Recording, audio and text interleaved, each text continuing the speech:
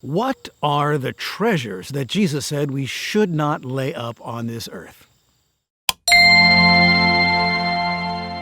Hi, welcome to today's little lesson. Regular viewers know we've been working our way through the Sermon on the Mount. We're coming into the 19th verse today of Matthew chapter 6, a very key verse, one I think that, it's often ignored, and we ought not to ignore anything that Jesus said. So let's read it, and then let's try to answer the question that we've asked. In Matthew 6, number 19, Jesus said, "Do not store up for yourselves treasures on earth, where moth and rust destroy, and where thieves break in and steal.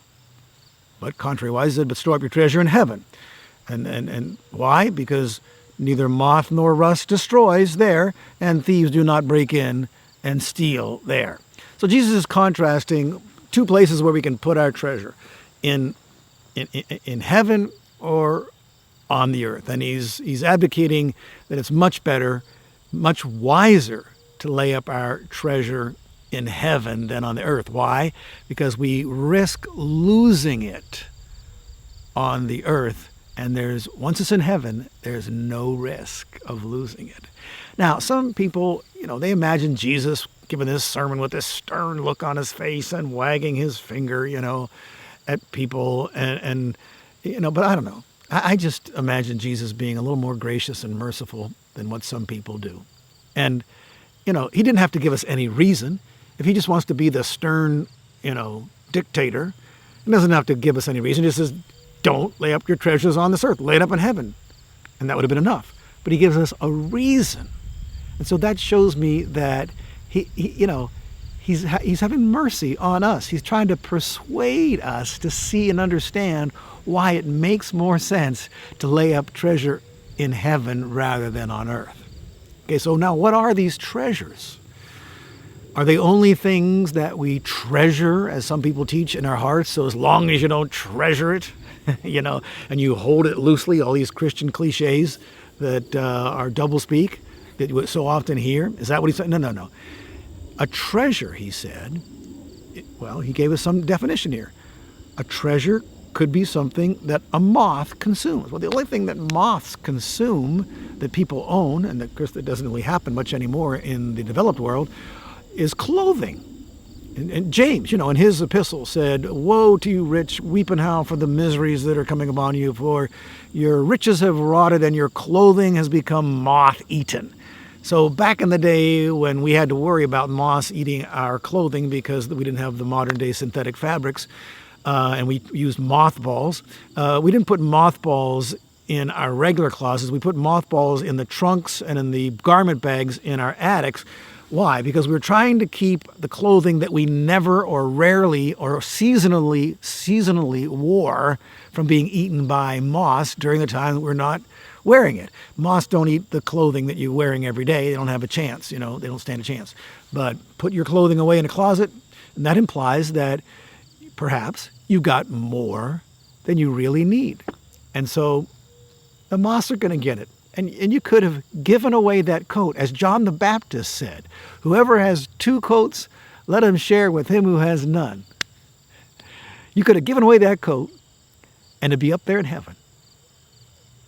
And you'd have a treasure waiting for you up there. But no, you wanted two coats, and your second coat got eaten by moths. And no chance then. You took the risk, and you lost. So you can see that, Jesus didn't define exact items. He's talking about where rust consumes. Well, rust doesn't consume the tool that the carpenter uses every day because he takes care of it, right? Right.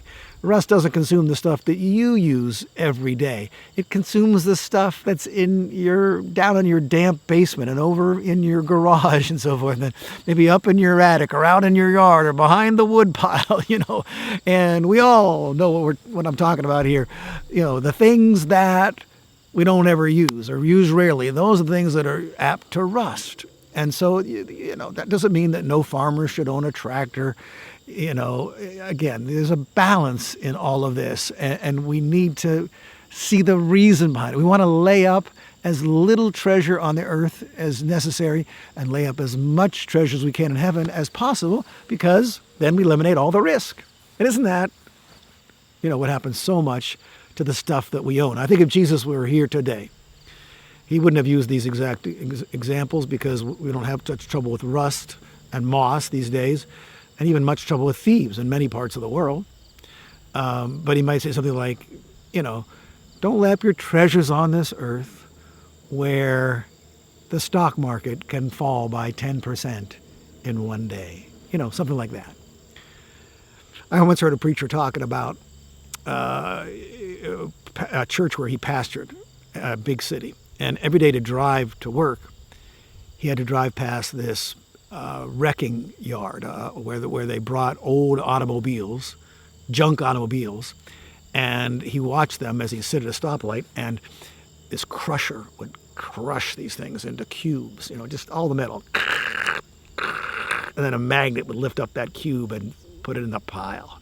And he said, it just occurred to me that all of those crushed cubes at one time were shiny new cars that people drove home from the dealership so proud to drive and taking such good care of it and, buffing it and waxing it and washing it, like we all do with our cars. And those of us that have cars. And, but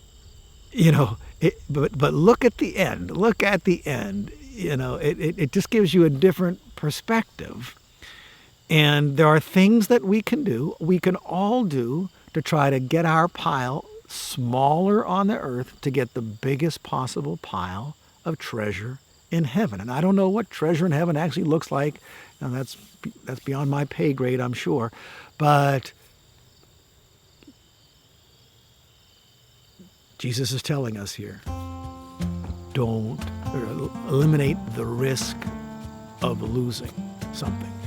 It was Jim Elliot who said, he is no fool who gives up what he cannot keep to gain what he cannot lose.